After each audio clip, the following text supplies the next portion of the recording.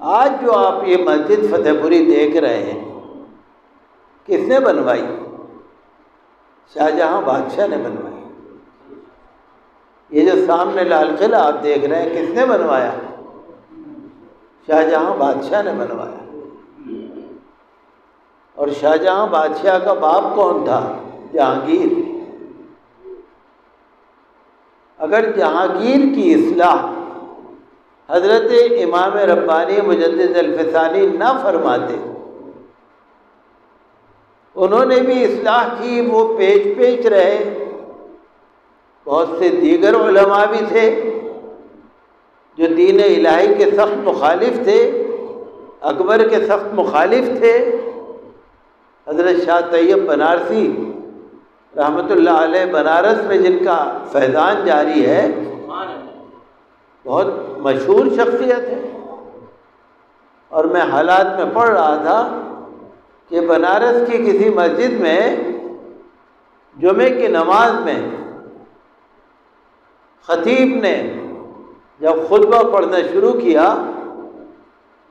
اور اس نے اس زمانے کے حکم کے مطابق اکبر کا نام لینا شروع کیا، تو وہ بزرگ جلال میں کھڑے ہو گئے اور اس خطیب کا گریبان پکڑ کے نیچے بٹھا دیا، ادھر چلا۔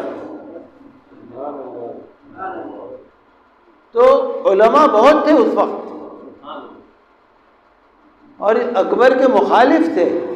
میں پڑھ رہا تھا کتاب میں کہ اکبر نے کلمہ بدلا، دیکھیے ہمت، دیکھیے کلمہ بدل دیا، لا الہ الا اللہ اکبر خلیفۃ اللہ، لا الہ الا اللہ محمد رسول اللہ نہیں، اکبر خلیفۃ اللہ۔ اور جیسے جمعے میں آپ خطبہ سنتے ہیں، نکاح کا خطبہ سنتے ہیں، پہلے الحمدللہ ہوتا ہے، پھر حضور صلی اللہ علیہ وسلم کا نام نامی اس میں گرامی ہوتا ہے، پھر درود شریف ہوتا ہے، پھر خلفائے راشدین کا نام ہوتا ہے، صحابہ کرام کا ذکر ہوتا ہے، اہل بیت اطہار کا ذکر ہوتا ہے، اللہ کے ولیوں کا ذکر ہوتا ہے۔ اکبر کے دور میں سب منع، صرف اللہ کا نام لو، اس کے بعد اکبر کا نام لو۔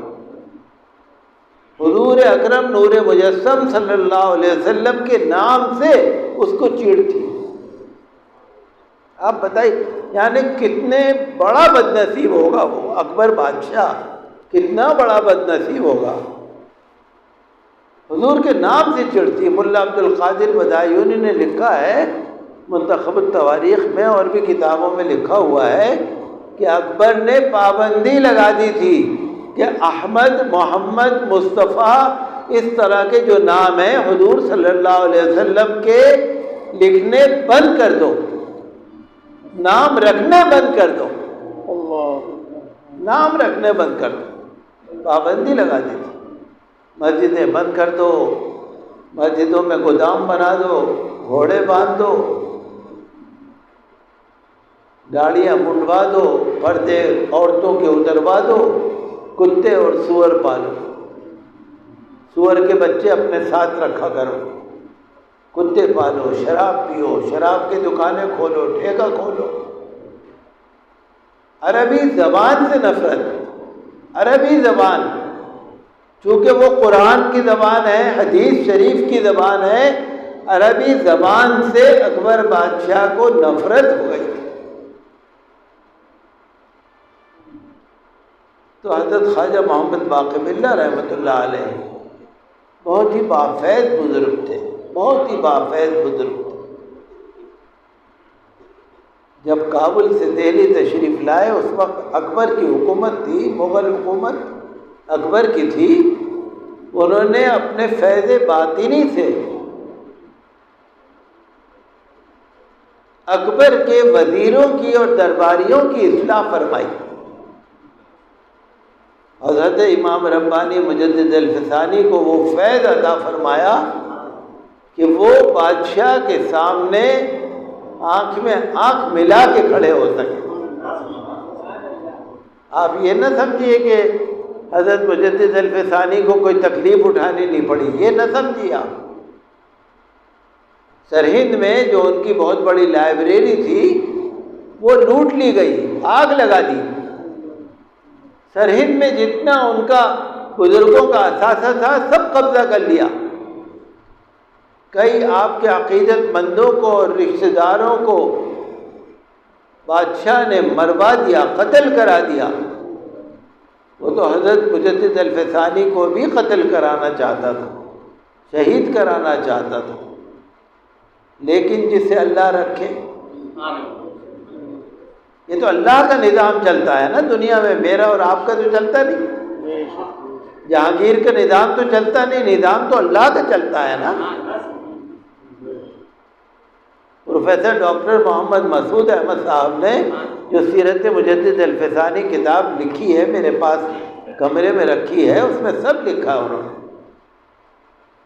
کہ سجدہ تعظیم سے جب انکار کیا حضرت مجدد الفسانی رحمۃ اللہ علیہ نے، اور جیسا ابھی ہمارے صاحبزادے مولانا سعد احمد آپ کو بتا رہے تھے کہ علماء کرام نے بہت کہا کہ حضرت بادشاہ سے ٹکرانا آسان کام نہیں ہے، حضرت ہمارے مذہب میں تو بڑی گنجائش ہے، کہیں رعایت نکال لیجئے، کہیں رعایت نکال لیجئے، بادشاہ کو بہت جلال آ رہا ہے۔ فرمایا کہ نہیں، کوئی رعایت نہیں نکل سکتی، جو ہو سو ہو۔ تو پھر بادشاہ کو بھی کسی نے کہا کہ ہم مجدد الفسانی رحمۃ اللہ علیہ کو اس چھوٹے دروازے سے لے آتے ہیں۔ انہوں نے کہا ٹھیک ہے، لے آؤ۔ حضرت مجدد الفسانی رحمۃ اللہ تعالی علیہ اس چھوٹے دروازے میں سے گئے تو آپ نے سر جھکا کے پہلے سر اندر داخل نہیں کیا، پہلے پیر داخل کیا۔ بادشاہ کو جلال آ گیا۔ بادشاہ نے ایک ہندو جو اس کا ایک درباری تھا، بڑا خریٹ تھا، اس کا نام لکھا ہوا ہے کتابوں میں، بڑے جلال سے اس سے کہا لے جا اس کو، لے جا اس کو۔ ان کی پلاننگ تو یہ تھی جا کے مار دو۔ اور پروفیسر مسعود احمد صاحب نے لکھا ہے افواہ پھیل گئی تھی، پتہ نہیں لگ رہا تھا کہ امام ربانی کو لے کر کہاں گئے ہیں، پتہ نہیں لگ رہی تھی۔ بلکہ آپس میں جو حضرت کے عقیدت مند تھے آپس میں ایک دوسرے سے خط لکھ کر پوچھا کرتے تھے کہ کچھ عطا پتہ ہے کہ حضرت مجدد الفسانی کا کیا ہوا، پتہ لگا زندہ ہے یا نہیں۔ لیکن جسے اللہ رکھے، گوالیار کی قید میں لے جا کر حضرت مجدد الفسانی کو وہاں پر قید کر دیا۔ تو آپ یہ نہ سمجھیے کہ حضرت مجدد الفسانی کو کوئی تکلیف اٹھانی نہیں پڑی،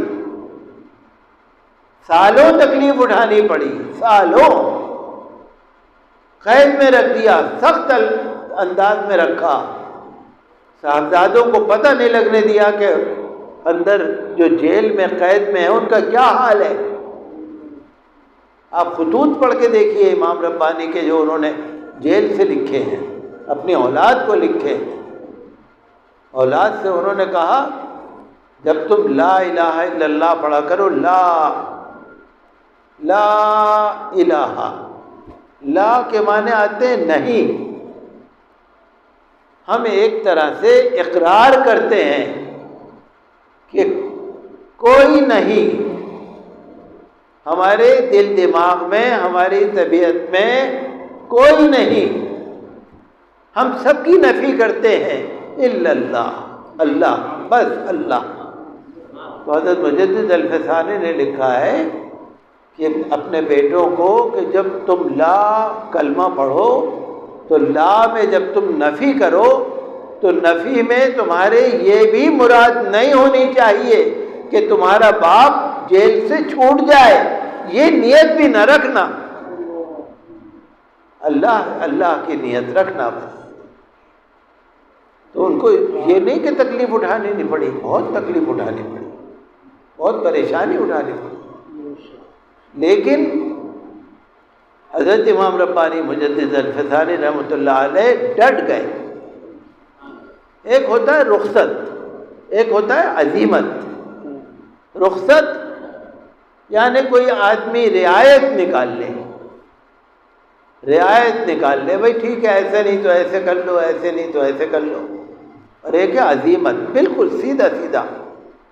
بادشاہ کے سامنے انہوں نے کہا نہیں، کسی بھی طرح سے سجدہ ہو ہی نہیں سکتا، بادشاہ کے سامنے جھک ہی نہیں سکتے، رکوع ہو یا سجدہ ہو صرف اللہ کے لیے ہو سکتا ہے، بادشاہ کے لیے نہیں ہو سکتا.